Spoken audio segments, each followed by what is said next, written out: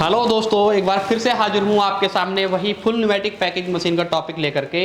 हमारे पास जो कस्टमरों की कॉल आ रही थी वो इसी वजह से आ रही थी कि सर आपकी मशीन महंगी क्यों है, हमें और भी कंपनियों से मशीन मिल जाती है और आपसे 10,000 15,000 सस्ती मशीन मिल रही है, तो हमें आपसे क्या फ़ायदा मशीन लेने का जब हमें सस्ती मशीन मिल जा रही है। तो उसी आधार पर मैंने दोनों मशीन आपके सामने लाकर खड़ी कर दी है। वो सस्ती वाली मशीन भी आपके सामने आज हाजिर है और जो हमारी मेन मशीन जाती है वो भी आपके सामने हाजिर है। लेकिन दोनों मशीनों में क्या अंतर है, किस वजह से ये मशीन सस्ती पड़ती है और किस वजह से वो मशीन महंगी पड़ती है, वो दोनों ही अंतर मैं आपको दिखाऊंगा। हालांकि ये मशीन सस्ती कॉस्टिंग में रेडी होती है, इसी वजह से इस मशीन का रेट थोड़ा सस्ता हो जाता है, तो लोग बाग इसको दे देते हैं। अगर आप हमसे भी लेना चाहोगे आप ले सकते हो, सस्ती मशीन हम आपको दे देंगे। लेकिन मैं आपको सजेशन दूंगा, जब आप मशीन ले ही रहे हो, लाख 2 लाख रुपये इन्वेस्ट कर रहे हो, तो 10-20 हज़ार का लालच ना दे करके आप यही मशीन लोगे तो आपके लिए सबसे बेस्ट होगा।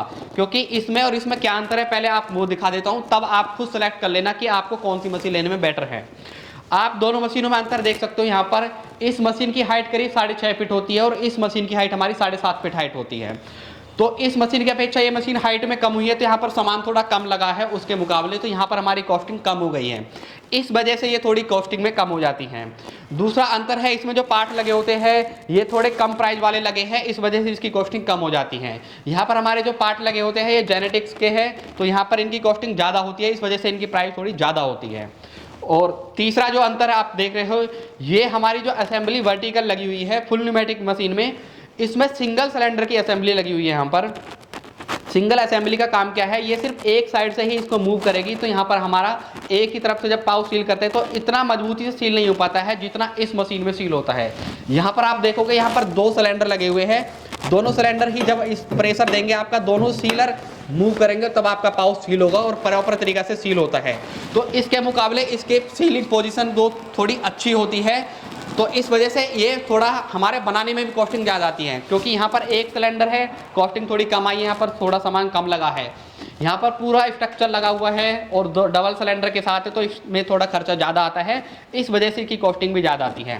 तो एक अंतर हमारा हाइट का है जिस वजह से कॉस्टिंग कम हुई है। दूसरा अंतर हमारा डबल सिलेंडर सिंगल सिलेंडर का है जिसकी वजह से इसमें कॉस्टिंग कम आई है। तीसरा अंतर हमारे जो पार्ट्स लगे हुए थे वो कम प्राइस के हैं जिसकी वजह से कॉस्टिंग कम आती है।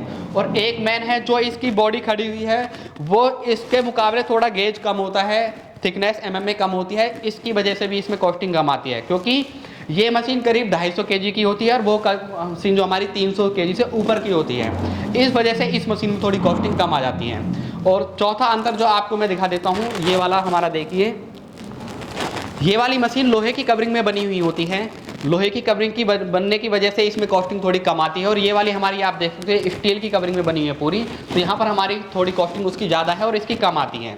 तो ये कई कारणों की वजह से हमारी ये मशीन कॉस्टिंग कम आ जाती है, इस वजह से लोग बाग इसको सस्ता दे देते हैं। लेकिन इसमें थोड़ा सा आपको लॉस क्या होता है, एक तो पार्ट सस्ते लगे हुए हैं, तो आपको क्या होगा, महीने 2 महीने 4-6 महीने बाद ये पार्ट ख़राब हो सकते हैं आपके, तो आपको फिर वो पार्ट नए लेने पड़ेंगे, वो वारंटी में नहीं आते हैं। दूसरा, कोई फूड इंस्पेक्टर आपकी मशीन को चेक करने के लिए आता है तो लोहे की कवरिंग वगैरह लोहे के पार्ट देख करके वो हो सकता है आपकी मशीन को रिजेक्ट कर जाए, वहाँ भी आपको लॉस हो सकता है। और तीसरा, आपका जो ये है सिंगल असेंबली के, यहाँ पर इतनी मजबूती से पाउच सील नहीं हो पाता है जितना उसमें हो पाता है। इसमें अगर आप कोई एयर वाला पाउच पैक करते हो तो उसकी गारंटी होती है, एयर लीक नहीं हो सकती इसमें, तो इस वजह से इसमें थोड़ा सा आपको बेनिफिट है। दोनों ही मशीन आपके सामने मैंने दिखा दी है। दोनों मशीनों में आप देखोगे मैन्युफैक्चरिंग में 20,000 रुपये का अंतर है ओनली, और लोग बाग क्या करते हैं कि 20,000 के बेनिफिट के लिए सस्ती मशीन में चले जाते हैं। ये वाली मशीन 1,40,000 रुपये की हम भी आपको दे देंगे, और ये वाली जो मशीन हमारी 1,60,000 रुपये की है, तो हम आपको इसी में ही 10,000 का डिस्काउंट करके आपको मात्र 1,50,000 रुपये में अपनी वही जो लेटेस्ट मॉडल हमारा चलता है वही मशीन हम आपको प्रोवाइड करा देंगे। बाकी आपको अपने चॉइस के हिसाब से है कि आपको लेनी कौन सी है। मेरा राय यही रहेगा कि आप जब काम करें तो अच्छी ही मशीन लो, क्योंकि फंक्शन दोनों के सेम है कि 10 से 250 ग्राम वो पैक करी वो पैक कर रही है, लेकिन क्वालिटी वाइज आप देखोगे तो ये आपको सबसे बेस्ट पड़ेगी।